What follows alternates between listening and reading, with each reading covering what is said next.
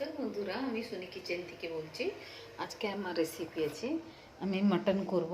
এই যে অনেক দিন হয়ে গেছে আমার ঘরে মটন। আলু কেটেছি, আলু ভাজবো, মটন ধুয়ে নিয়েছি, ধনিয়া পাতা কাটা, মশলা भी রেডি হয়ে গেছে। এই যে আদা রসুন সব বাটা আছে, আদা রসুন পেঁয়াজ টমেটো দিয়ে বেটে দিয়েছি। তারপরে জিরে গুঁড়া, একটু তেল দেবো, সরষের তেল দেবো।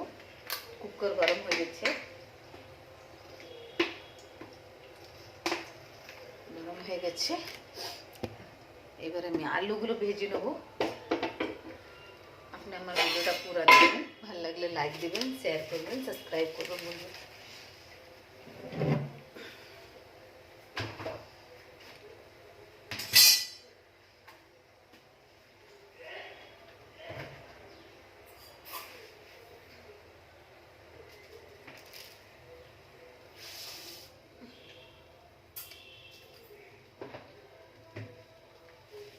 চাল ধুয়ে দিয়েছি, ভাতটা বসিয়েছি। এক পাশে ভাতটা চাপিয়েছি, এক পাশে কুকারে গরম করছি তেলটা দেখুন বন্ধুরা। এই যে দেখুন, তেলটা দেওয়া হয়েছে, তেল গরম হয়ে যায়, আলুগুলো দেবো। এই যে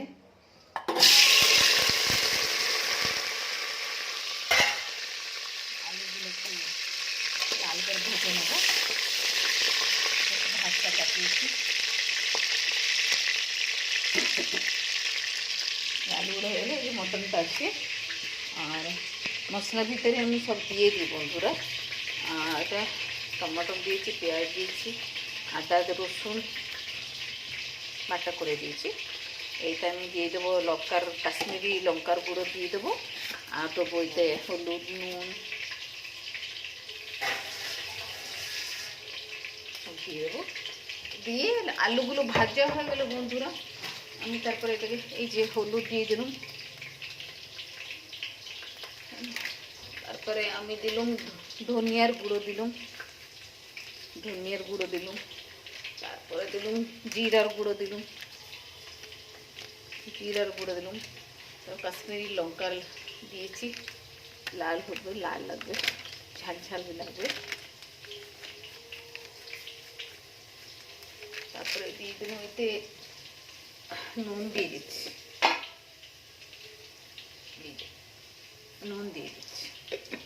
মশলাটা রেডি করে দিয়েছি। এবার আলুগুলো ভেজে নিই।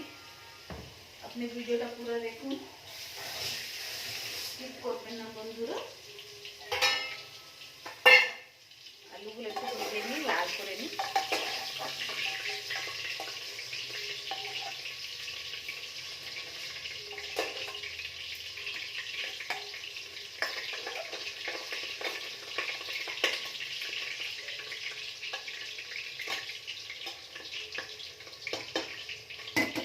আলুগুলো একটু লাল হয়ে যাও, ভাজা চলছে, দিকে ভাত লড়াচ্ছি, এক হাতে ভিডিও করতে থাকি। দেখুন আলুগুলো লাল হচ্ছে, ভাতটা চাপিয়েছি। আলুগুলো লাল হয়ে গেলে এগুলো বের করে নেবো বন্ধুরা। তারপরে আমি তেজপাতা দিয়ে দেবো। তেজপাতা দিয়ে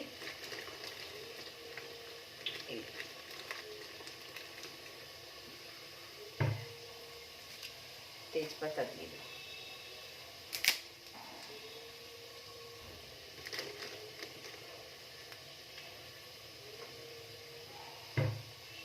তেজপাতা, এই যে তেজপাতা করেছি। তেজপাতা আলুগুলো বের করে তেজপাতাটা দেবো। তারপরে একটুখানি চিনি দেবো। চিনি দিলে একটু না কালারটা ভালো আসে, তরকারি কালারটা একটু ভালো আসে। এই আলুগুলো লাল হয়ে গেছে বন্ধুরা, বের করে নেবো।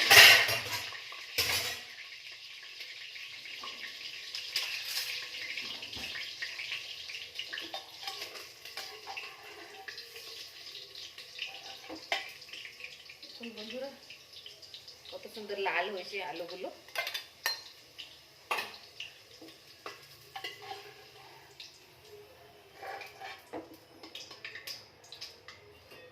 এবারে একটু চিনি দেবো, চিনি দিলে একটু কালার আসবে, লাল কালার। তারপরে তেজপাতা দেবো। এই যে চিনি দিয়েছি।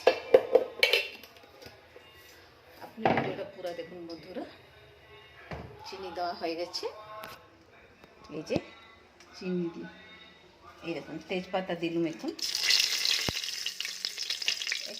একটু নাড়াচাড়া করে তারপরে মশলাগুলো দিয়ে দেবো।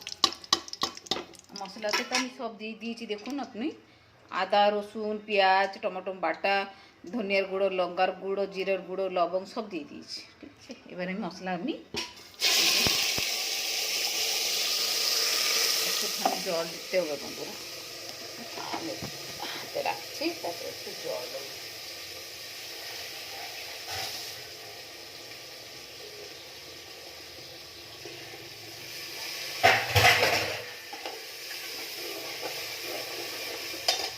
দেখুন বন্ধুরা, ওই যে ভাতটা ফুটতে স্টার্ট করে নিয়েছে, একটু স্লো করে দিই। দেখুন এখন দিয়ে দিই মশলাটা একটু ভাজবো, একটু তেল ছাড়লে তারপরে মটনটা দিয়ে ওকে ভালোভাবে কষাবো। কষিয়ে তারপরে আমি গরম জল করে ওই দেবো বন্ধুরা। এই যে মটনগুলো পিসগুলো দেখুন, ভালো ভালো পিস এসেছে। অনেক দিন পরে মার ঘরে মটন হয়েছিল না, অনেক দিন হলো। এই যে দেখুন, হ্যাঁ মটনটা করে এই আলুটা ভেজে নিয়েছি বন্ধুরা। দেখুন আলুটা ভেজে নিয়েছি, ধনিয়া পাতা কাটা भी আছে আমি এখানে। আমি বেশিরভাগ কী করি বন্ধুরা, মশলা যখন কষতে থাকি না, তখন আমি কি করি মশলাতে আলু আর মটনটা দিয়ে দিই। কেন দিয়ে দিলে মটনতে আর আলু ভিতরে মশলাগুলো ঢুকবে, ঝালটা ঢুকবে, নুন ঢুকবে, ভালো লাগবে খেতে। তো ওইটাই দিয়ে দিই, একটুখানি ভাজা হয়ে যাক। এটা তো আপনাকে রেসিপি দেখাচ্ছি, যখন কমপ্লিট হয়ে যাবে আমার রান্নাটা আর একটা ছোট্ট ভিডিও করব।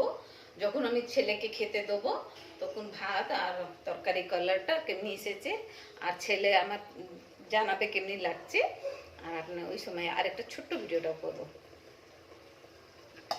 মশলাটা এই মাটনটা দিয়ে দিল,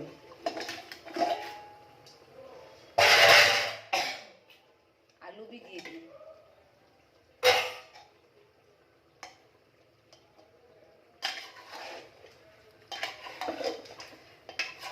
কষলে কি না ভিতরে মশলাগুলো ঢুকতে থাকে, দেখুন